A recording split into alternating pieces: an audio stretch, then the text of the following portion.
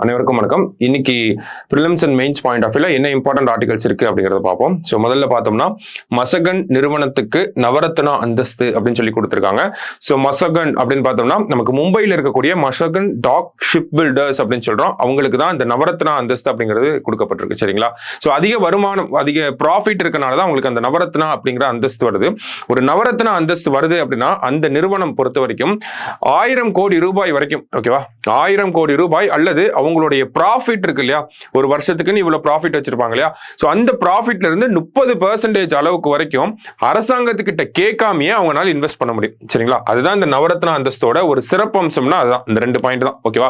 1000 கோடி ரூபாய் அல்லது 30% வரைக்கும் அவங்களோட ப்ராஃபிட்ல இருந்து அவங்களால இன்வெஸ்ட் பண்ண முடியும். சரிங்களா? எய்தர் 1000 crore ஆர் அந்த 30% ஆஃப் தேர் நெட் ப்ராஃபிட் அப்படின்னு கொடுத்திருப்பாங்க. சோ நவரத்னா அப்படின்ற பொறுத்த வரைக்கும் அதை நல்லா தெரிஞ்சுக்கணும். மசகான் நிறுவனத்துக்கு வந்து கொடுத்திருக்காங்க இந்த நவரத்னா அந்தஸ்து. இந்த நவரத்னா அந்தஸ்தை வாங்கக்கூடிய 18வது நிறுவனமாக யார் இருக்காங்கன்னா இந்த மசகன் டாக் ஷிப் பில்டர்ஸ் அப்படிங்கிறவங்க இருக்காங்க. சரியா? சோ அதை பத்தி தான் நமக்கு உள்ள கொடுத்திருக்காங்க. அடுத்தது மாஞ்சோலை தொழிலாளர்கள் எதிர்காலம் காக்கப்பட வேண்டும். மாஞ்சோலை சமீபத்தில் செய்திகளில் கேள்விப்பட்டிருப்பீங்க. இந்த மாஞ்சோலை அப்படிங்கிற பகுதி வந்து நமக்கு இந்த முடாந்துறை டைகர் சாங்சுரி இருக்கு இல்லையா, அந்த ரீஜன்ல இருக்கக்கூடிய ஒரு பகுதி தான் ஒரு டீ எஸ்டேட் மாஞ்சோலை அப்படிங்கிறத பொறுத்த வரைக்கும் பார்த்தோம்னா. ஓகேவா? சோ அதனுடைய வரலாறை பத்தி தான் கொடுத்திருக்காங்க. 1929 சிங்கம்பட்டி ஜமீனிடம் இருந்து சுமார் 8000 ஏக்கர் நிலத்தை வாடியா குழுமத்துக்கு சொந்தமான ஒரு நிறுவனம் வந்து 99 வருஷத்துக்கு குத்தகை எடுத்திருக்காங்க. ஓகேவா? சோ ஜமீன்தார் கிட்ட இருந்து ஒரு நிறுவனம் 99 வருஷத்துக்கு லீஸ்க்கு வாங்குறாங்க. விடுதலைக்கு பிறகு என்ன ஆகுது அப்படின்னு பார்த்தோம்னா 1952 சிங்கம்பட்டிக்கு சொந்தமான மாஞ்சோலை தோட்டம் தமிழ்நாடு அரசின் வசமானது அப்படின்னு சொல்லியிருக்காங்க. எப்படி அப்படின்னு பார்த்தோம்னா இந்த தமிழ்நாடு இனாம் எஸ்டேட் ஒழிப்பு சட்டம், ஓகேவா, தமிழ்நாடு இனாம் எஸ்டேட் ஒழிப்பு சட்டம் 1948 படி 1952 அதாவது ஒண்ணு கிடையாது, ஓகேவா, 1929 அந்த ஒரு ஏக்கர் 8000 ஏக்கர் நிலத்தை வந்து குத்தகைக்கு வாங்குறாங்க. 1948 என்ன ஆகுது அப்படின்னு பார்த்தோம்னா தமிழக அரசாங்கம் வந்து இனாம் எஸ்டேட் ஒழிப்பு சட்டம் அப்படிங்கறத கொண்டு வந்து 1952 அந்த சிங்கம்பட்டி ஜமீன் கிட்ட இருந்தது அரசுடைமை ஆக்கப்படுது. ஓகேவா? அரசுடைமை ஆக்கப்பட்டாலுமே அவங்க 99 வருஷத்துக்கு லீஸ் எடுத்திருக்காங்க இல்லையா, சோ நீங்க இருந்துட்டு போங்க அப்படிங்கறத தமிழக அரசாங்கம் சொல்றாங்க. அடுத்தது என்ன ஆகுது அப்படின்னு பார்த்தோம்னா 1962 ஆண்டு இந்த பகுதியில் முடந்துறை புலிகள் சரணாலயம் அறிவிக்கப்பட்டு 1976 அது நடைமுறைக்கு வந்தது அப்படின்னு சொல்றாங்க. ஓகேவா? சோ 1976 என்ன ஆகுது, அந்த ரீஜனை வந்து ஒரு முடாந்துறை புலிகள் சரணாலயமாக அறிவிக்கிறாங்க. இதனால என்ன ஆகுது அப்படின்னு பார்த்தோம்னா அந்த குத்தகைக்கு எடுத்த நிறுவனம் ஒரு வழக்கு போடுறாங்க. அந்த வழக்குக்கான தீர்ப்பு அப்படிங்கிறது 2017 வருது. 2017 உச்சநீதிமன்றம் என்ன சொல்லியிருப்பாங்க அப்படின்னா அது புலிகள் சரணாலயமாக அறிவிக்கப்பட்டது செல்லும் அப்படிங்கறத சொல்லிட்டு நீங்க 99 வருஷத்துக்கு வச்சிருக்கீங்க இல்லையா, இன்னும் ஒரு 10 வருஷம் தான் இருக்குது அந்த 99 வருஷம் முடியறதுக்கு. சோ அது வரைக்கும் நீங்க இருந்துக்கலாம். புதுசா எந்த ஒரு தேயிலை தோட்டத்தையும் உருவாக்க கூடாது. ஆல்ரெடி இருக்கிறத வச்சு நீங்க பிசினஸ் பண்ணிக்க வேண்டியதான் அப்படிங்கறத சொல்றாங்க. ஓகேவா? சோ அந்த குத்தகை காலம் அப்படிங்கிறது எப்ப முடிவுக்கு வருது அப்படின்னு பார்த்தோம்னா நமக்கு February 11, 2028 முடிவுக்கு வருது. அப்போ 1929 இருந்து 2028 வரைக்கும் ஒரு ஹிஸ்டரியை பார்க்கிறோம் நம்ம. 1929 சிங்கம்பட்டி ஜமீன் கிட்ட இருந்து ஒரு குத்தகைக்கு வாங்குறாங்க 99 வருஷத்துக்கு. அப்புறம் தமிழக அரசாங்கம் இந்த இனாம் எஸ்டேட் சட்டத்தின்படி 1948 அந்த சட்டம் கொண்டு வராங்க. 52 அந்த சிங்கம்பட்டி ஜமீன் கிட்ட இருந்த அந்த சொத்துக்கள் எல்லாமே என்ன ஆகுது, அரசுடைமை ஆக்கப்படுது. இருந்தாலும் இந்த நிறுவனத்துக்கு 99 வருஷம் நீங்க வச்சிருக்கீங்க, சோ வச்சுக்கோங்க அப்படிங்கறத விட்டுட்டாங்க. ஓகேவா? 1972 என்ன பண்றாங்கன்னா அது ஒரு முடாந்துறை டைகர் சாங்சுரியா அனௌன்ஸ் பண்றாங்க. அதை எதிர்த்து ஒரு வழக்கு போடப்படுது. 2017 அந்த வழக்குக்கான தீர்ப்பு அப்படிங்கிறது வருது. இன்னும் ஒரு 10 வருஷம் தான் இருக்கு, அது வரைக்கும் நீங்க வச்சுக்கோங்க. புதுசா எந்த ஒரு தேயிலை தோட்டத்தையும் உருவாக்க வேணாம், பழசை வச்சு மெயின்டைன் பண்ணிக்கங்க அப்படின்னு சொல்றாங்க. அந்த ஒரு ஒப்பந்தம் அப்படிங்கிறது, அந்த குத்தகை காலம் அப்படிங்கிறது February 11, 2028 முடிய போகுது. இதனால அங்க முடாந்துறையில மாஞ்சோலையில என்ன ஆகுது அப்படின்னு பார்த்தோம்னா இப்ப இருந்தே கொஞ்சம் கொஞ்சமா, ஆல்ரெடி 2024 ஆயிடுச்சு, இன்னும் ஒரு 4 வருஷம் தான் இருக்கு. இப்ப இருந்தே கொஞ்சம் கொஞ்சமா அங்க இருக்கக்கூடிய பழைய ஒரு ஏஜ்டு பீப்புள்லாம் ஒர்க்கர்ஸா இருப்பாங்க இல்லையா, அவங்க எல்லாம் கொஞ்சம் கொஞ்சமா வேலையை விட்டு நிப்பாட்ட ஆரம்பிச்சுட்டாங்க. காம்பன்சேஷன் கொடுத்து தான் நிப்பாட்டிட்டு இருக்காங்க. இருந்தாலும் அங்க இருக்கக்கூடிய தொழிலாளர்கள்லாம் சமீபத்துல ஒரு வழக்கு போட்டிருந்தாங்க. என்ன வழக்கு அப்படின்னு பார்த்தோம்னா எங்களுக்கு இந்த வேலையை விட்டா வேற எந்த வேலையும் எங்களுக்கு தெரியாது, அப்படிங்கிறப்ப நாங்க அதெல்லாம் ஓகே தான், குத்தகைக்கு கொடுத்த காலம் ஓகே தான், இப்போ அரசுடைமை ஆக்கப்பட்டுருச்சு, அது புலிகள் சரணாலயமாக இருக்கு, எல்லாமே ஓகே தான். இப்போ நாங்க இன்னொரு 4 வருஷத்துல பார்த்தோம்னா ஆல்ரெடி எங்களில் கொஞ்சம் பேரை வெளியே அனுப்ப ஆரம்பிச்சுட்டாங்க, ஒரு கையில் ஒரு தொகையை கொடுத்து தான் அனுப்புறாங்க. இருந்தாலும் நாங்கள் ஒரு 4 வருஷத்துல பார்த்தோம்னா இங்க இருக்கக்கூடிய எல்லா மக்களுமே வெளியே வந்துடும். அப்படிங்கிறப்ப எங்களுக்கு வாழ்வாதாரத்துக்கு நாங்கள் என்ன பண்றது, எங்களுக்கு வேலை தேவை, எங்களுக்கு வந்து கலைஞர் கனவு இல்லம் திட்டத்துக்கு கீழே வீடு கட்டி கொடுங்க, அந்த மாதிரி பல்வேறு கோரிக்கைகளை வச்சு வழக்கு தொடரப்பட்டுட்டு வருது.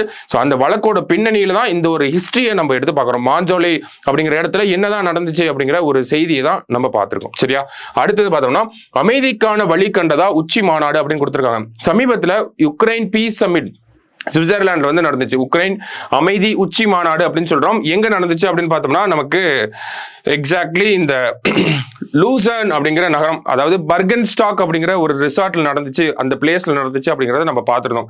ஸோ அதுல என்ன முடிவுகள் எடுக்கப்பட்டுச்சு அப்படிங்கிறத பத்தி தான் பேசியிருக்காங்க.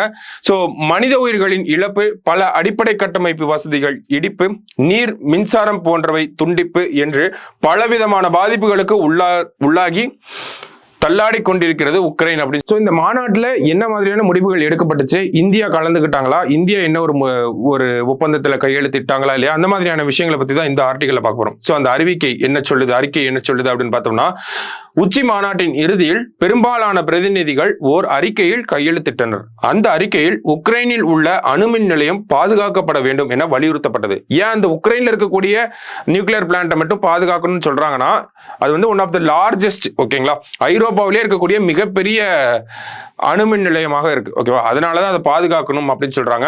அடுத்தது வந்து விவசாய பொருட்களை பிற நாடுகளுக்கு உக்ரைன் அனுப்புவதில் எந்த விதத்திலும் தடை இருக்கக்கூடாது அப்படிங்கறத சொல்றாங்க.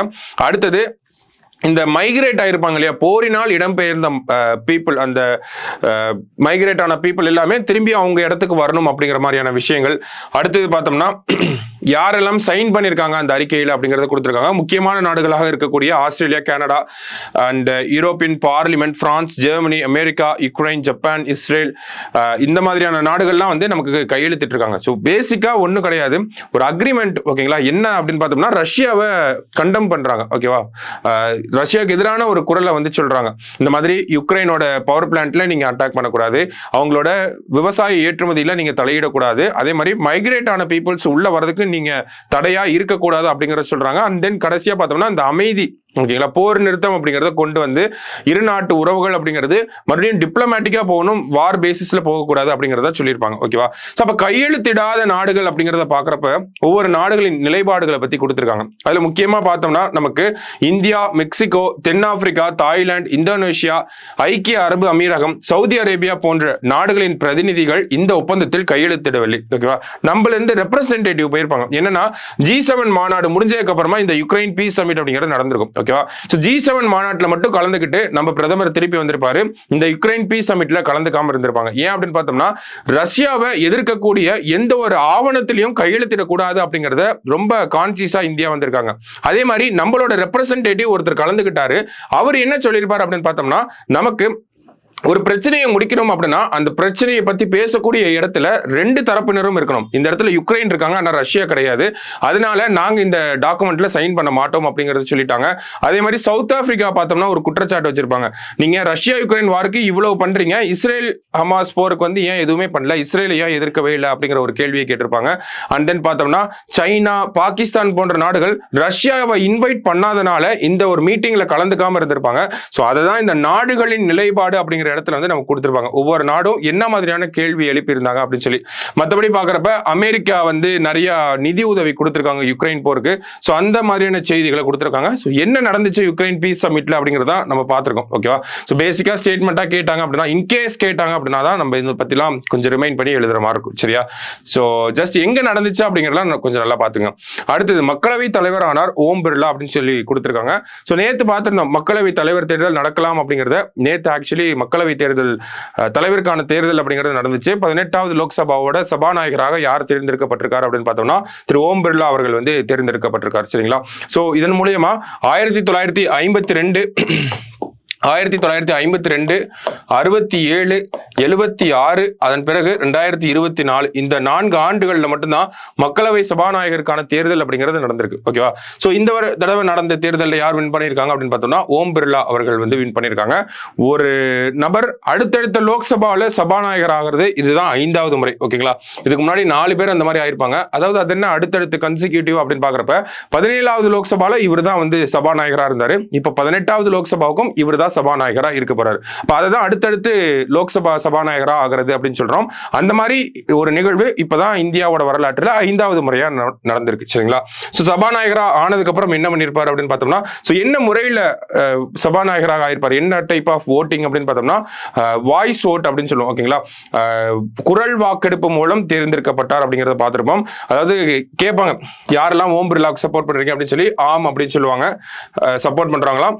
அடுத்தது பார்த்தோம்னா யாரெல்லாம் எதிர்த்தரப்புல இருந்தது யார் அப்படின்னு பார்த்தோம்னா கொடிக்குனில் சுரேஷ் அப்படின்னு சொல்லி, சோ அவருக்கு யார் சப்போர்ட் பண்றீங்க அப்படின்னு கேட்டா அவங்களுக்கு ஆம் அப்படிங்கறத சொல்லுவாங்க. இல்ல ஓம் பிர்லா அவர்களுக்கே ஆம் இல்லை அப்படிங்கிற அந்த சவுண்டை வச்சு கண்டுபிடிச்சிருவாங்க. அதுதான் அந்த குரல் வாக்கெடுப்பு அப்படின்னு சொல்லி சொல்றாங்க. ஓகேவா? சோ பேசிக்கா ஒரு ஃபேக்சுவல் இன்ஃபர்மேஷன் தான் இந்த ஆர்டிகலை நம்ம பார்க்குறோம். லாஸ்டா பார்த்தோம்னா இந்தியாவில் ராக்கெட் தயாரிப்பு அதானி தலாஸ் கூட்டணி. ஓகேங்களா? அதானி பொறுத்த வரைக்கும் பார்த்தோம்னா இந்த அதானி ஏரோஸ்பேஸ் அப்படிங்கிற ஒரு நிறுவனம் அவங்க வச்சிருக்காங்க.